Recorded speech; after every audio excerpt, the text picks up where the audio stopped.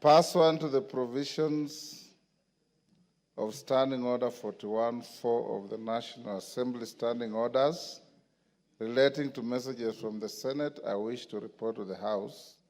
that today, Friday, 18th October 2024, I've received a message from the Senate regarding its decision on the proposed removal from office by impeachment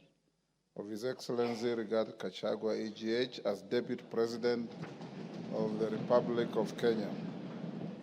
Honorable members, the message conveys that the Senate investigated the matter in accordance with Article 151B and 2 of the Constitution, as read together with Article 145 and Standing Order 79 of the Senate Standing Orders, and after according the Deputy President an opportunity to be heard on Thursday, 17th October 2024, upheld the following impeachment charges against the Deputy President. Ground 1, gross violation of Articles 10(2)(a), (b), and (c), 27(4), 731(a) and 2(b), 75(1)(c), and 29(2) of the Constitution and Article 147(1), as read together with Article 131, 2C and D of the Constitution. 2.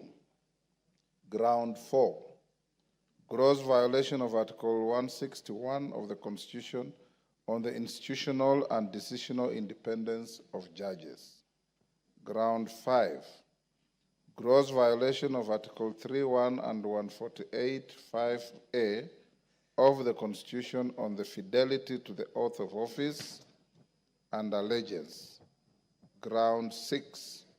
serious reasons to believe that His Excellency the Deputy President has committed crimes under Sections 13(1)(a) and 62 of the National Cohesion and Integration Act. And Ground 9, gross misconduct that is incompatible with the high calling and dignified status of the office of the Deputy President and a member of the Cabinet and the National Security Council. His Excellency the Deputy President has publicly attacked and undermined the work of the National Security Intelligence Service and its officers. Honorable members, you will recall that on Tuesday, 8th October 2024, 282 members, being more than two-thirds of the members of the National Assembly, voted in support of the special motion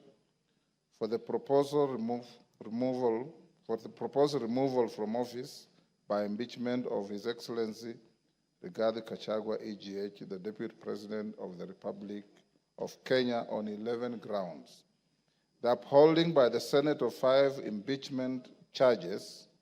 out of those set out in the special motion therefore concludes the consideration of the process as provided in Article 145 of the Constitution.